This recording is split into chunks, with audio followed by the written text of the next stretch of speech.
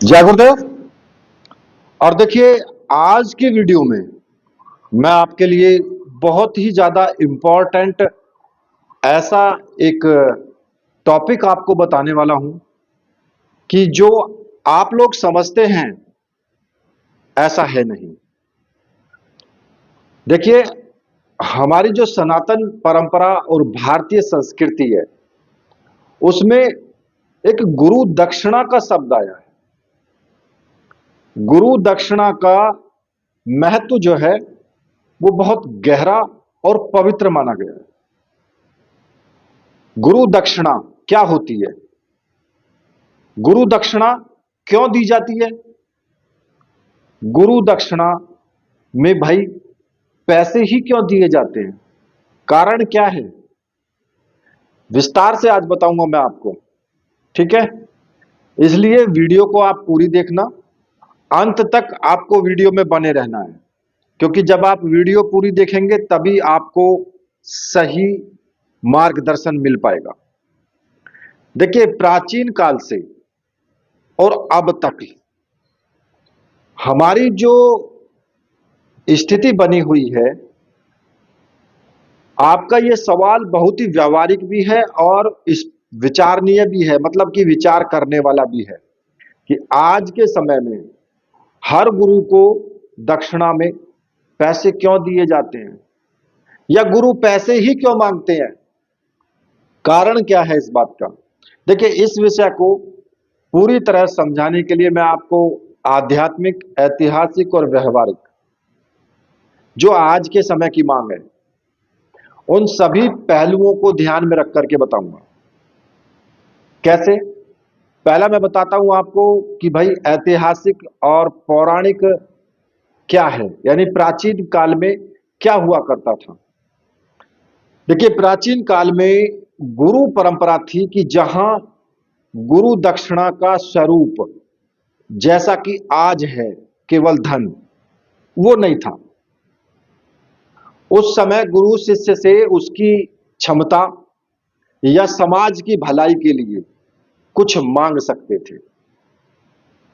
अब सेवा और समर्पण भी हो सकता है वो, कि भाई कई बार गुरु क्या करते थे कि केवल यही मांगते थे कि भाई शिष्य से, अपने से, कि समाज की सेवा करें और धर्म की रक्षा करें।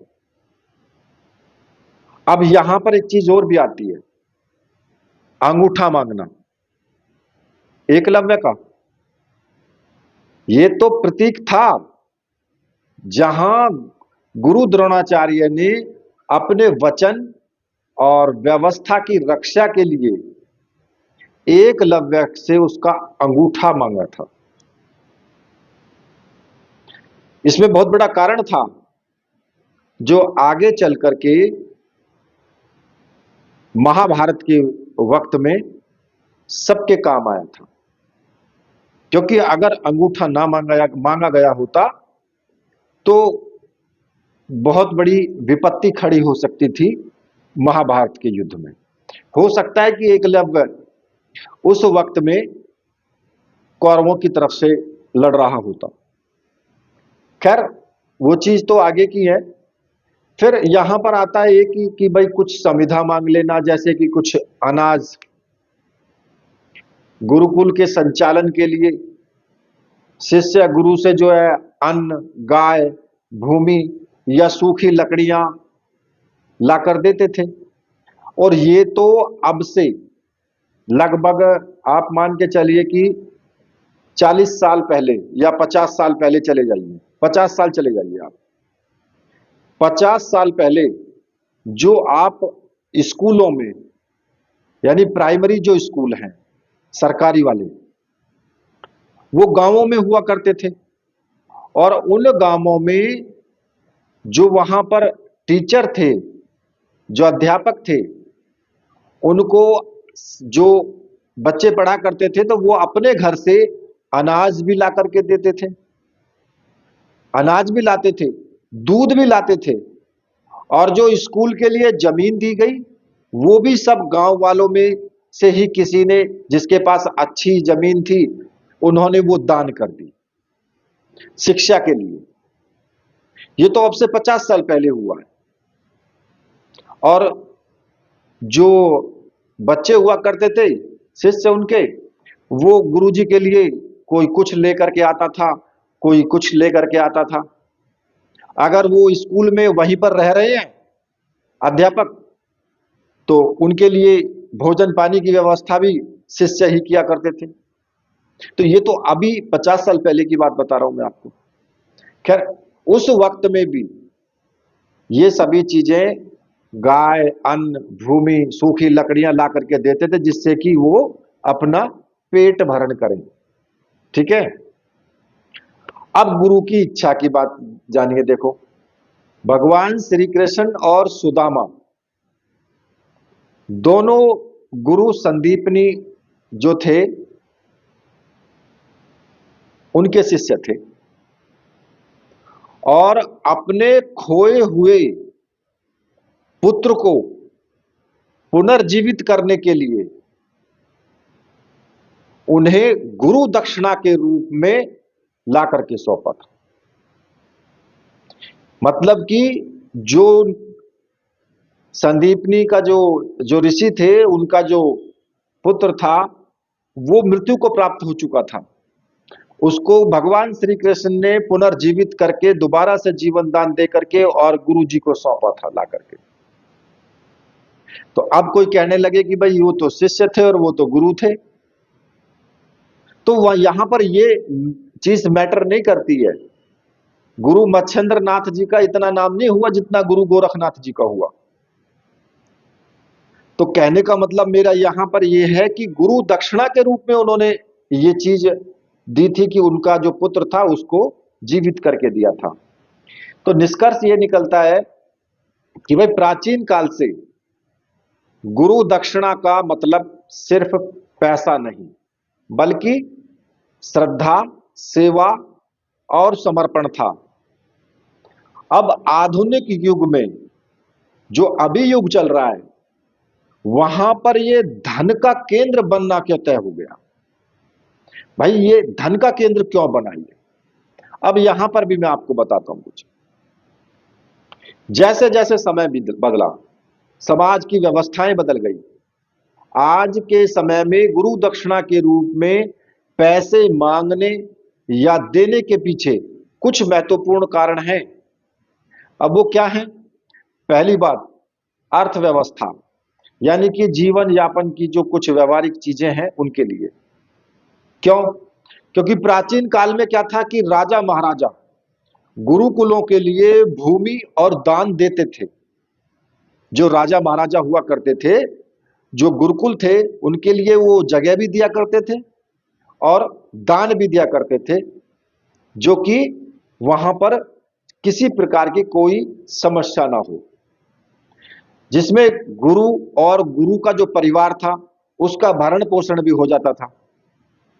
और आज के समय में क्या है कि राजा महाराजाओं वाली व्यवस्था समाप्त हो चुकी है। अब क्या होता है? एक गुरु को अपना परिवार चलाने, अपने बच्चों को पढ़ाने, बिजली, पानी, मकान का किराया, भोजन जैसी बुनियादी जरूरतों के लिए उसको पैसे की जरूरत पड़ती है, आवश्यकता होती है आज के युग में। अब यदि गुरु शारीरिक और मानसिक रूप से निश्चिंत नहीं रहेंगे तो पूरी निष्ठा से ज्ञान कैसे देंगे वो? बताओ।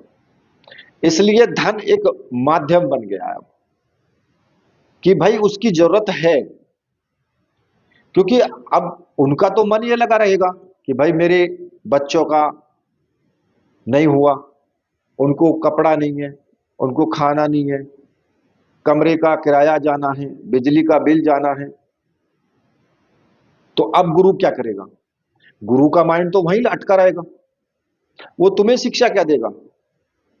तो इसलिए यहां पर ये प्रचलन में आ गया कि पैसे की व्यवस्था। ठीक है। यदि आज का कोई गुरु आध्यात्मिक, धार्मिक या व्यवहारिक ज्ञान वाला, जैसे कि यूट्यूब हो गया, मोबाइल ऐप, आश्रम या किताबों के माध्यम से जो व्यवहारिक ज्ञान इन सोशल मीडिया के द्वारा या किताबों के माध्यम से फैला रहा है, उसमें भारी खर्चा आता है। इंटरनेट और तकनीकी का खर्च भी होता है, किताबें ग्रंथों की छपाई का भी खर्च होता है, आश्रम या केंद्र की व्यवस्था का भी प्रबंधन होता है।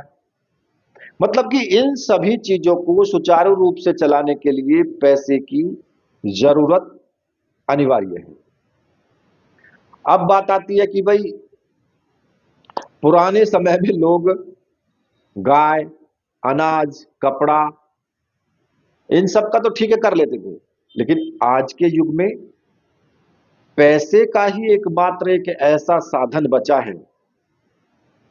आप गुरु को अनाज देंगे तो शायद उसके लिए उसे संभालना या बेचना मुश्किल हो जाएगा, लेकिन धन देते हैं तो जरूरत की कोई भी वस्तु वो आसानी से खरीद सकते हैं। मान लिया कि आपने अनाज दे दिया, तो अनाज तो वो ठीक है खा लेंगे, कपड़े कहां से पहनेंगे, बिजली का बिल कहां से जाएगा, बहुत सी चीजें हैं। अब इसके कुछ पैसे देने के पीछे का कुछ वैज्ञानिक कारण भी है, जो मनोवैज्ञानिक भी है। इसको मैं और आपको थोड़ा सा समझा देता हूं। देखिए, शास्त्रों में धन को केवल वस्तु नहीं बोला गया है, उसको एक ऊर्जा माना गया है, और इसके पीछे दो कारण हैं जो मनोवैज्ञानिक कारण है। मुद्रा जो होती है ना, यानी पैसा, अगर आप वो नहीं देते हैं तो सबसे पहली बात, मुफ्त के ज्ञान का सम्मान नहीं होता। ये मानव का स्वभाव है कि जो चीज उसे मुफ्त में मिलती है वह उसकी कदर नहीं करता। जब कोई व्यक्ति अपनी मेहनत की कमाई से कुछ अंश गुरु को देता है तो उसके मन में उस ज्ञान को लेकर के उसके प्रति जो है गंभीरता भी होती है, सम्मान भी उसमें पैदा होता है, और उस ज्ञान का वो पूरा लाभ उठाने की कोशिश करता है। ये भी कारण है। अब ऋण से मुक्ति यानी कि कर्म बंधन दूसरा आता है। सनातन धर्म में माना जाता है कि भाई अगर किसी से आपने कोई विद्या, मंत्र, ज्ञान कुछ भी मुफ्त में लेने से व्यक्ति पर ज्ञान का ऋण बढ़ जाता है। गुरु दक्षिणा लेकर के शिष्य उस ऋण से मुक्त हो जाता है जब हम गुरु दक्षिणा दे देते हैं। गुरु से ज्ञान लिया और गुरु जी को हमने गुरु दक्षिणा दे दी, तो आप उस गुरु ऋण से मुक्त हो गए। और ये जो विद्या है वो भी उसके जीवन में पूरी तरीके से जागृत यानी कि फलित होती है, अगर आप गुरु दक्षिणा दे करके और उस विद्या को यूज करते हैं। यहां भी एक मनोवैज्ञानिक कारण है ये। अब बात आती है, क्या हर गुरु का पैसा मांगना सही है? बताइए। देखिए, सच्चे गुरु की आवश्यकता, एक सच्चा गुरु केवल उतनी ही दक्षिणा या सहयोग मांगता है जिससे उसकी बुनियादी जो जरूरतें हैं वो पूरी हो जाए, ज्ञान का प्रसार हो जाए। जैसे कि आश्रम हो गया, ऐप हो गया, या फिर लोक कल्याण के लिए जो कोई कार्य है वो सुचारू रूप से चल सके। उसका उद्देश्य केवल व्यापार करना नहीं होता है, केवल जो चीजें हैं रनिंग में वो उसकी जरूरतें पूरी हो जाए, एक तो ये होता है। और इसमें क्या करते हैं, इसमें गुरु जो होते हैं वो अपनी तरफ से कोई भी ऐसी चीज नहीं रखते, नहीं जी हमें तो गुरु दक्षिणा में ये चाहिए, ये गलत है। दूसरा होता है व्यावहारिक गुरु यानी कि दुकानदारी। आज के युग में कुछ लोग ज्ञान या मंत्रों को बेचते हैं, मोटी रकम की मांग करते हैं। वो शास्त्रों में ज्ञान को बेचना और व्यापार करना यह वर्जित माना गया है बिल्कुल। यदि कोई गुरु लोभवश या ज्यादा धन मांगता है तो वो गुरु की गरिमा के विरुद्ध है। जैसे कि कोई कहने लगे आपसे कि जी मैं फलानी शक्ति का ट्रांसफर कर दूंगा, मुझे आप इतने पैसे दीजिए, ट्रांसफर तो होगा नहीं, ये तो 100% सत्य है। मेहनत तो आप ही को करनी पड़ेगी। आपने पैसे दे दिए, वो दुकानदारी हो गई, अपनी जेब में रख लिए, हुआ ना हुआ छोड़ दो। ठीक है। अब बात आती है कि मैं आपको एक अंतिम निष्कर्ष बताता हूं इसका, कि भाई आज के समय में गुरु को जो पैसे दिए जाने के कारण जो हो, मतलब कि जो कारण है वास्तव में, वो युग का परिवर्तन है और व्यवहारिक आवश्यकता है। पैसा आज के जीवन की अनिवार्य धुरी है जिसको बोलते हैं। अगर वो नहीं है तो वो आपके लिए कुछ नहीं कर पाएगा। वो सिर्फ पैसे के उसमें रहेगा कि भाई मेरा ये खर्चा चल जाए, वो खर्चा चल जाए, तो आपको क्या दे पाएगा वो, क्योंकि उसका माइंड ही शांत नहीं रहेगा। लेकिन यहां यह भी याद रखना है हमें कि गुरु दक्षिणा हमेशा श्रद्धा, निष्ठा और गुरु के बताए हुए मार्ग पर चलना ही होती है, जो गुरु ने मार्ग बता दिया। धन तो केवल भौतिक संसार की व्यवस्था को बनाए रखने का एक सांसारिक माध्यम है, एक जरिया है। यदि शिष्य के पास धन ना हो तो एक सच्चा गुरु उसकी श्रद्धा और सेवा भाव से ही संतुष्ट हो जाता है, यह भी सच है। तो देखिए, ये वीडियो मैंने पूरे डिस्क्रिप्शन के साथ आपके लिए बनाई है। अगर ये आपको पसंद आई है तो वीडियो को लाइक जरूर करें, फॉलो करें, चैनल को सब्सक्राइब करें और कमेंट जरूर करें कि आपको जानकारी कैसी लगी। ठीक है। तो इसी के साथ अब मेरे साथ बोलिए, बोलिए वीर बजरंगबली हनुमान जी महाराज की जय। बोलिए मेरे परमहंस गुरुदेव की जय।